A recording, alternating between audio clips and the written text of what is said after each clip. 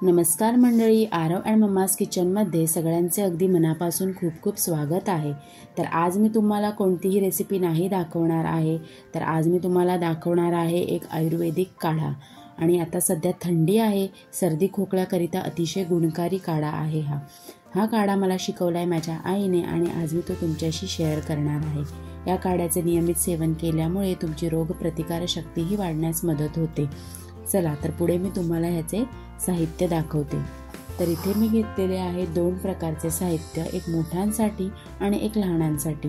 मोठ्यांसाठी जे साहित्य घेतलेलं आहे त्यामध्ये मी एक मोठं हळदीचं पान घेतलेलं आहे, अर्धा तुकडा अद्रकचा घेतलेला आहे, 3 मी इथे अडुळशाची पानं घेतलेली आहेत, 15-20 तुळशीची पानं घ्यायची आहेत, 4 लवंग, 5 ते 6 मिरी आणि अर्धा तुकडा दालचिनीचा घ्यायचा आहे। तर हे जे प्रमाण आहे ते मी घेतलेलं आहे मोठ्यांसाठी काढा बनवण्याकरिता।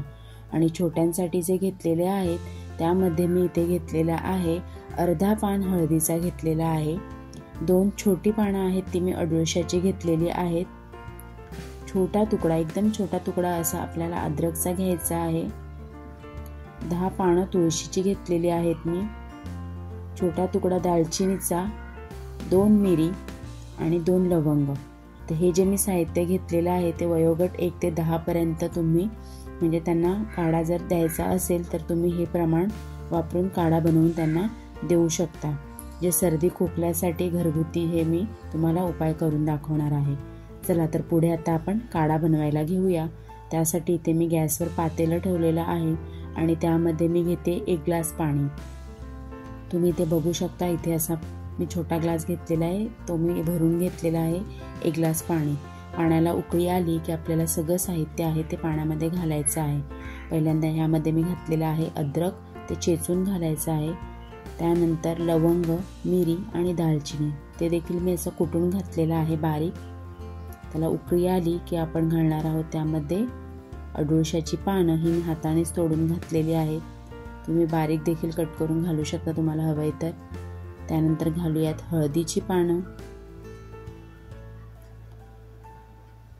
त्यानंतर घालूया आता तुळशीची पानं। चमच्याने सगळं एकत्र मिक्स करून घ्यायचं आहे आणि आता याला एक छान उकळी आणायची आहे। तर आपल्याला इथे मी घेतलेला आहे 1 ग्लास पाणी, त्याचा आटून आपल्याला अर्धा ग्लास आपल्याला काढा बनवून घ्यायचा आहे।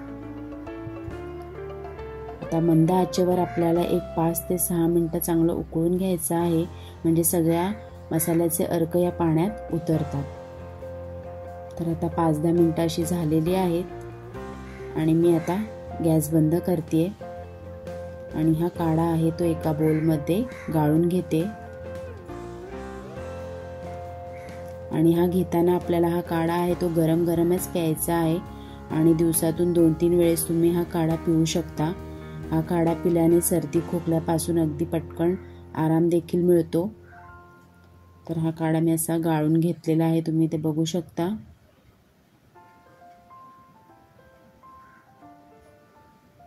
आणि घेताना तुम्हाला ह्याची चव आवडत नसेल तर इथे मी दाखवल्याप्रमाणे तुम्ही असं घेऊ शकता, म्हणजे 3 चमचे मी वेगळ्या एका भांड्यामध्ये घेऊन त्यामध्ये चिमूटभर मध घालायचे आहे आपल्याला। म्हणजे तुम्हाला त्याचा कडूपणा किंवा काही चव आवडत नसेल तर तुम्ही त्यामध्ये चिमूटभर मध घाला किंवा मधाऐवजी तुम्ही गूळ देखील घालू शकता। थोडंसं गूळ घालून ते मिक्स करून तुम्ही हा काढा घेऊ शकता। तर अशा प्रकारे हा उपाय तुम्ही करून पहा। जर उपाय आवडला असेल तर व्हिडिओला लाईक करा, शेअर करा आणि चॅनलवर नवीन असाल तर सबस्क्राईब देखील करा। चला तर लवकरच भेटूया पुढच्या व्हिडिओमध्ये, तोपर्यंत मस्त खा, मस्त रहा। Thank you, bye.